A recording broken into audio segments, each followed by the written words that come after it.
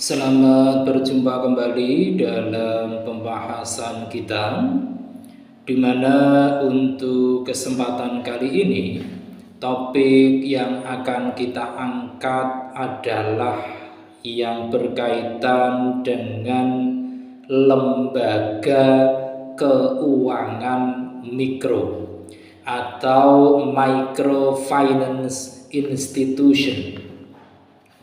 Lembaga keuangan mikro ini merupakan badan yang didirikan secara khusus untuk mendukung pengembangan usaha dan juga pemberdayaan masyarakat, utamanya pemilik badan usaha kecil ataupun UMKM.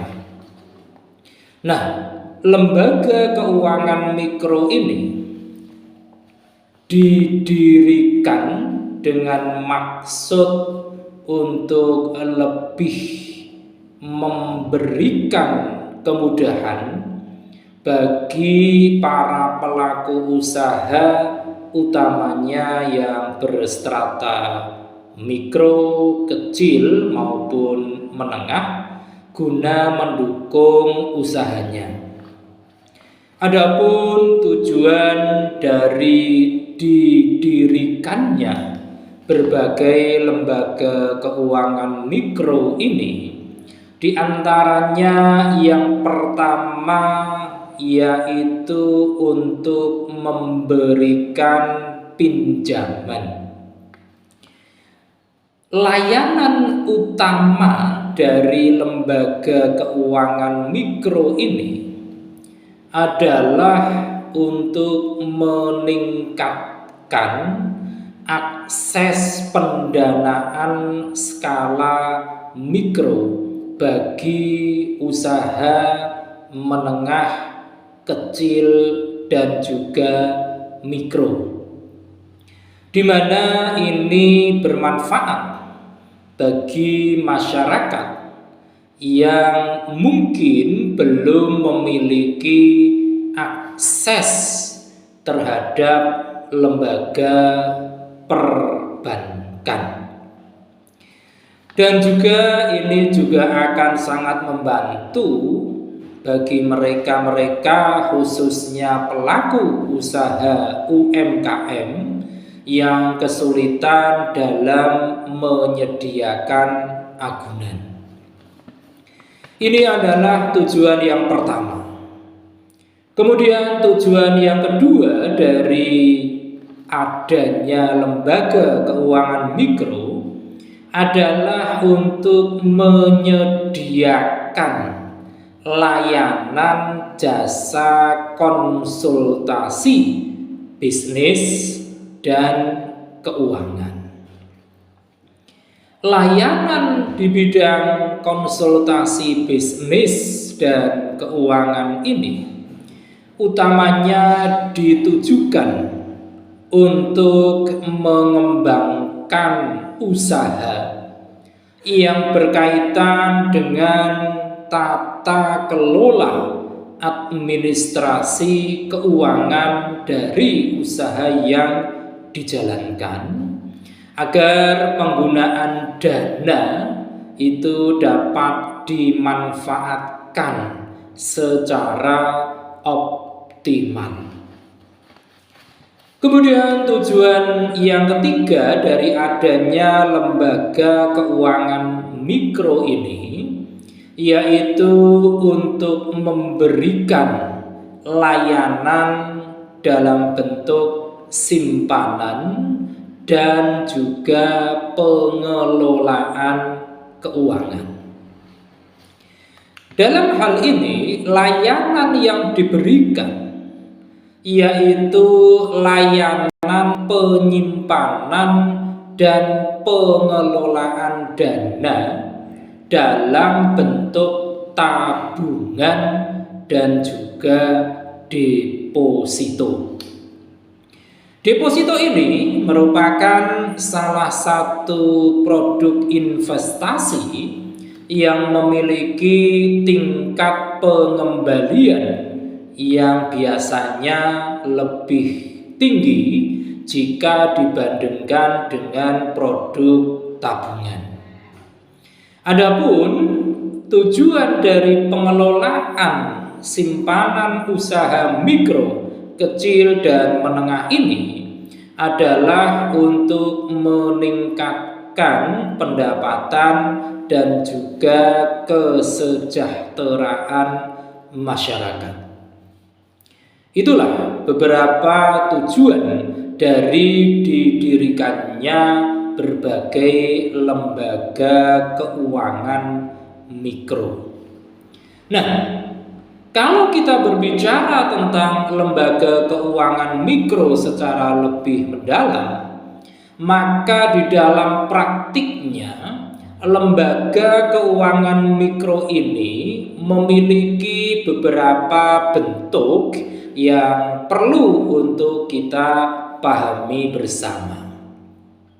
Di antara bentuk-bentuk yang ada dalam suatu lembaga, yaitu lembaga keuangan mikro ini, yang pertama adalah berbentuk bank perkreditan rakyat atau lebih sering digunakan dengan istilah BPR. Seperti yang telah ditentukan di dalam Undang-Undang Nomor 10 Tahun 1998 tentang perbankan, bank perkreditan rakyat ini merupakan bank yang melaksanakan usahanya secara konvensional maupun syariah, akan tetapi dalam kegiatannya tidak memberikan jasa lalu lintas pembayaran. Bank perkreditan rakyat ini memiliki fungsi untuk menghimpun dana dari masyarakat berupa simpanan, yaitu tabungan maupun deposito, dan juga menyalurkannya kembali dalam bentuk kredit pinjaman, kredit tanpa agunan maupun kredit usaha. Ini adalah bentuk dari lembaga keuangan mikro yang berupa BPR. Kemudian yang kedua, lembaga keuangan mikro ini juga dapat berbentuk bank kredit desa atau lebih sering diistilahkan dengan BKD. Bank kredit desa ataupun BKD ini adalah lembaga pengelolaan keuangan dengan lingkup operasional yang berada di kawasan pedesaan. Beberapa produk dan juga layanan yang dihasilkan ataupun ditawarkan oleh bank kredit desa ini diantaranya adalah kredit, kemudian simpanan, deposito, dan sebagainya. Kemudian bentuk selanjutnya dari lembaga keuangan mikro yaitu bank wakaf mikro atau sering disebut dengan BWM. Badan ataupun bank wakaf mikro ini adalah suatu badan yang mungkin termasuk baru karena BWM ini baru eksis kurang lebihnya di tahun 2017. Pembentukan bank wakaf mikro ini merupakan hasil kerjasama antara lembaga amil zakat nasional dengan Otoritas Jasa Keuangan atau OJK. Pengelolaan bank wakaf mikro ini diberikan kepada berbagai pondok pesantren yang telah mendapatkan izin dari Otoritas Jasa Keuangan. Itu semua adalah bentuk-bentuk dari lembaga keuangan mikro. Selanjutnya kita melangkah lebih jauh, yaitu tentang apa yang tidak boleh dilakukan oleh lembaga keuangan mikro ini. Menurut beberapa aturan, lembaga keuangan mikro ini di dalam praktiknya tidak boleh melakukan hal-hal yang memang itu menjadi larangan, karena memang itu merupakan porsi dari lembaga-lembaga yang tidak berupa lembaga keuangan mikro. Nah, apa saja yang tidak boleh dilakukan oleh lembaga keuangan mikro ini? Di antara yang tidak boleh dilakukan yaitu yang pertama, menerima simpanan berupa giro dan ikut serta dalam lalu lintas pembayaran. Nah, ini tidak boleh. Kemudian yang juga tidak boleh yaitu melakukan usaha di luar kegiatan usaha seperti yang dimaksudkan di dalam pasal 2 Peraturan Otoritas Jasa Keuangan nomor 19 garis miring POJK.05 garis miring 2021 tentang penyelenggaraan usaha lembaga keuangan mikro. Kemudian larangan berikutnya yaitu melakukan kegiatan usaha dalam valuta asing. Ini tidak boleh. Kemudian yang keempat, melakukan penyaluran pinjaman ataupun pembiayaan di luar cakupan wilayah usaha. Kemudian yang kelima, lembaga keuangan mikro juga tidak boleh melakukan usaha perasuransian sebagai penanggung. Yang juga tidak boleh dilakukan adalah memberikan pinjaman atau pembiayaan kepada lembaga keuangan mikro lainnya dalam wilayah kabupaten atau kota yang sama. Dan yang tidak boleh dilakukan lagi yaitu bahwa lembaga keuangan mikro dilarang untuk bertindak sebagai penjamin. Nah, bagi kita, terutama rekan-rekan yang akan berkecimpung di dalam berbagai lembaga keuangan mikro, ada beberapa kualifikasi yang memang sangat diperlukan bagi mereka yang ingin menjadi profesional dalam berbagai lembaga keuangan mikro ini. Kualifikasi yang dimaksud yaitu yang pertama, bahwa seseorang yang akan menjadi profesional di dalam lembaga keuangan mikro harus memiliki kesadaran tentang aspek hukum, juga mengenai peraturan perundang-undangan, termasuk di dalamnya yang berkaitan dengan perbankan dan sektor keuangan mikro. Jadi harus paham. Kemudian kualifikasi yang kedua bagi mereka yang ingin menjadi profesional di bidang lembaga keuangan mikro juga harus memiliki pemahaman yang kuat tentang berbagai produk dan layanan keuangan dan juga non-keuangan lembaga keuangan mikro bagi nasabah. Nah, ini adalah kualifikasi yang memang harus dipenuhi bagi mereka-mereka yang ingin menjadi profesional dalam bidang lembaga keuangan mikro. Nah, di dalam praktiknya lembaga keuangan mikro ini hanya dapat dimiliki oleh beberapa yang masuk dalam kriteria saja. Siapa yang boleh memiliki lembaga keuangan mikro ini?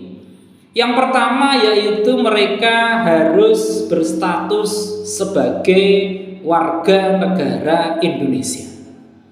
Ini yang pertama.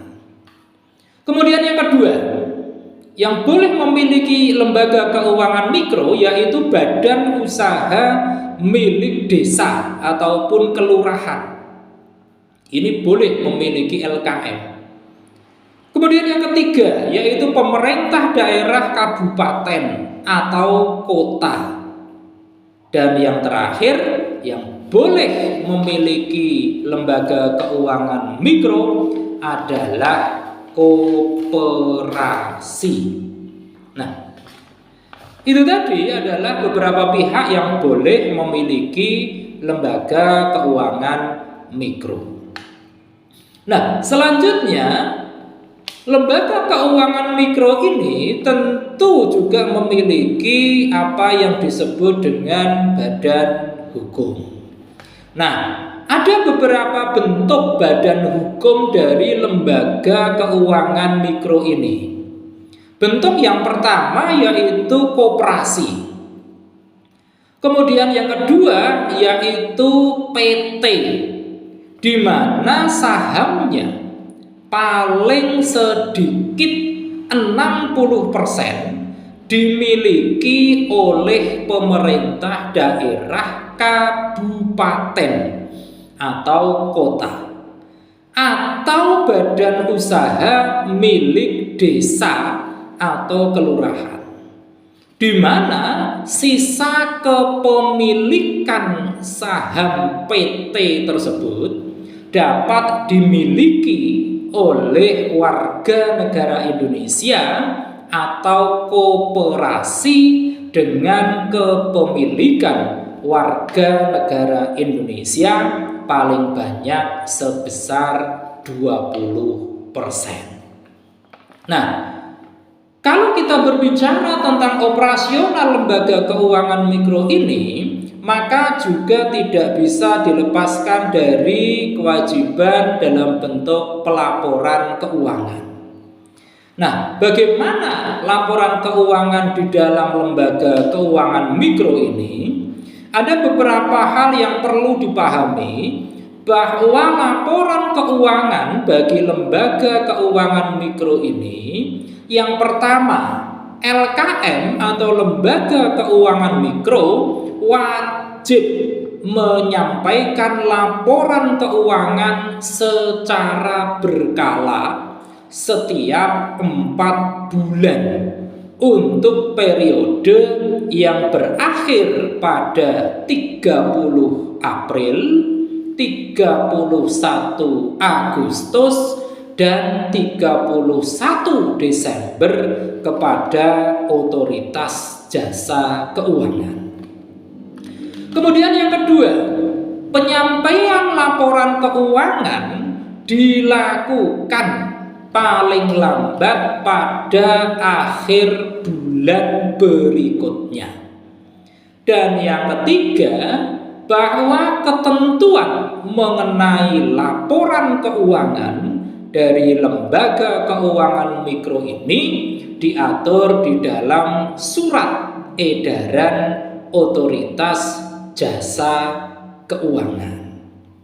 Nah, selanjutnya bagaimana yang menyangkut tentang pembinaan, pengaturan, dan juga pengawasan lembaga keuangan mikro ini?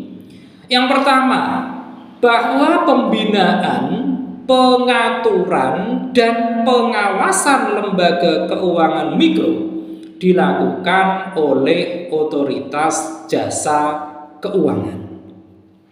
Kemudian yang kedua, di dalam melakukan pembinaan lembaga keuangan mikro, otoritas jasa keuangan berkoordinasi dengan kementerian yang menyelenggarakan urusan koperasi dan kementerian dalam negeri. Dan yang ketiga, bahwa pembinaan dan pengawasan lembaga keuangan mikro didelegasikan kepada pemerintah daerah kabupaten atau kota atau pihak lain yang ditunjuk. Demikian pembahasan yang amat singkat ini tentang lembaga keuangan mikro. Mudah-mudahan ini akan semakin memperluas cakrawala pengetahuan kita di dalam bidang ekonomi. Terima kasih atas perhatian Anda semua, dan kita akan melanjutkannya dengan membahas berbagai tema yang lebih menarik lagi pada sesi-sesi berikutnya. Jangan lupa setelah menyaksikan tayangan ini, silakan klik di layar Anda untuk like, komen, subscribe, dan jangan lupa share.